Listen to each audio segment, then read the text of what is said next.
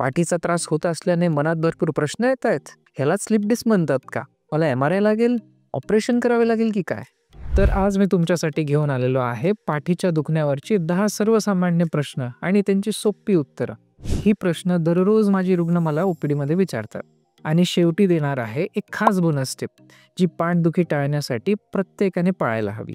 नमस्कार, मी doctor Subodh Solanke, orthopaedic आणि joint replacement surgeon. पाठदुखी हा आजार हलकासा वाटतो, पण योग्य वेळी नीट समजून न घेतला असता दीर्घकालीन त्रास होऊ शकतो. म्हणूनच मी आज घेऊन आलोय टॉप 10 प्रश्न. तर चला सुरू करूया. पाठदुखीची मुख्य कारणं काय असतात? चुकीचे पोश्चर, एक सलग बसून राहणे, लवचिकतेचा अभाव, वजनामध्ये वाढ किंवा स्लिप डिस्क ही पाठदुखीची कॉमन कारणे आहेत. सध्या मला होणारा त्रास कमी आहे, तरीही तपासून घ्यायला हवे का? होय, वेळीच त्रास ओळखल्याने, औषधोपचार घेतला असता, तसेच फिजिओथेरपीने येणाऱ्या मोठ्या त्रासापासून बचाव होतो. पाठीचा एम-आर-आय करणे गरजेचे आहे का? जर त्रास सततचा असेल, हाता किंवा पायांमध्ये मुंग्या येत असतील किंवा कमकुवतपणा जाणवत असेल, तर एम-आर-आय उपयुक्त ठरतो. स्लिप डिस्क नेमकी काय असते? तर मित्रांनो, निसर्गाने आपल्याला एक पाठीचा कणा दिलेला आहे. तो साधारणतः असा दिसतो. एकावर एक 33 हाडं रचलेली असतात. प्रत्येक 2 हाडांच्या मध्ये निसर्गाने एक कुशन म्हणजेच डिस्क दिलेली असते. त्याला झूम इन करून बघितले असता ती अशी लवचिक जाणवते. ह्यामुळेच आपल्या पाठीच्या कण्याला लवचिकता असते, जेणेकरून आपल्याला मानेतून किंवा कमरेतून पुढे, मागे आणि साईडला वाकता आणि फिरता येत असते.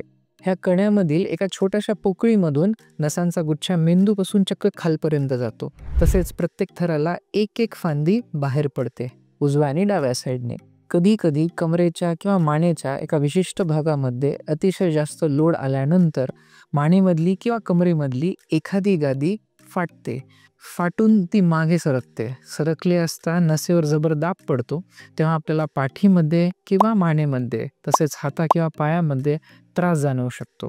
जर ताण अधिक असेल तर हात आणि पाय कमजोरही पडू शकतात. ह्यालाच आपण साध्या भाषेमध्ये स्लिप डिस्क असे म्हणतो, तसेच टेक्निकल भाषेमध्ये स्पॉन्डायलोसिस म्हटलं जातं.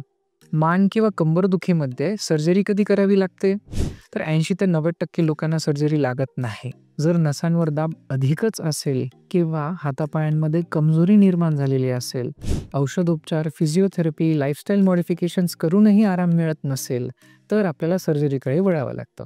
औषधोपचार घेतल्याने पाठीचा त्रास कायमचा निघून जातो का? तर नाही. फक्त औषधोपचारावर अवलंबून राहता येत नाही. त्याबरोबरच आपल्याला लाईफस्टाईल मॉडिफिकेशन्स म्हणजे जीवनशैलीमध्ये बदल आणून आपल्या मानेचं आणि कमरेचं पोश्चर व्यवस्थित करणं गरजेचं असतं. तसेच फिजिओथेरपी करून मानेच्या आणि कमरेच्या स्नायूंना बळकटी दिली असता लांबच्या टप्प्यासाठी त्रास बऱ्यापैकी कमी होऊन जातो. झोपताना कसे झोपावे? तर सरळ पोझिशनमध्ये झोपला असता मानेखाली अतिशय पातळ उशीचा वापर करावा किंवा उशी नाही घेतली तरीही चालतं. एका अंगावर झोपत असताना अशा प्रकारे पातळ उशीचा वापर केला असता मानेला प्रॉपर सपोर्ट मिळतो. कमरेवरचा लोड कमी करण्यासाठी दोन्ही गुडघ्यांच्या खाली आणि एखाद्या उशीचा वापर करायला पाहिजे. झोपण्याची गादी न अतिशय नरम असावी ना अतिशय कडक. फर्म आणि युनिफॉर्म असल्यास पाठीच्या कण्याला योग्य तो सपोर्ट मिळतो. मान, पाठ, कंबरदुखीसाठी पाठीचे व्यायाम उपयुक्त ठरतात का?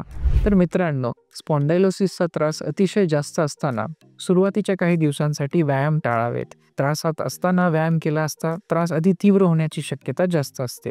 रिकव्हरीच्या काळामध्ये फिजिओथेरपिस्टच्या निरीक्षणाखाली कोर स्ट्रेंथनिंग तसेच स्ट्रेचिंगचे व्यायाम शिकले असता कारगर ठरतात. स्पॉन्डायलोसिसमध्ये इंजेक्शन कारगर ठरतं का? तर मित्रांनो, स्पॉन्डायलोसिसच्या काही पर्टिक्युलर केसेसमध्ये कमरेच्या मणक्यांच्या आतमध्ये दिलं जाणारे इंजेक्शन, ज्याला आपण लंबोसेक्रल ब्लॉक म्हणतो, ते कारगर ठरू शकतं. आयुर्वेदिक किंवा घरगुती उपाय चालतात का? आयुर्वेदिक किंवा घरगुती उपाय काही काळासाठी आरामदायक ठरू शकतात, पण डॉक्टरांचा सल्ला घेतल्याशिवाय आणि अचूक निदान लावल्याशिवाय मुख्य त्रास दूर होऊ शकत नाही.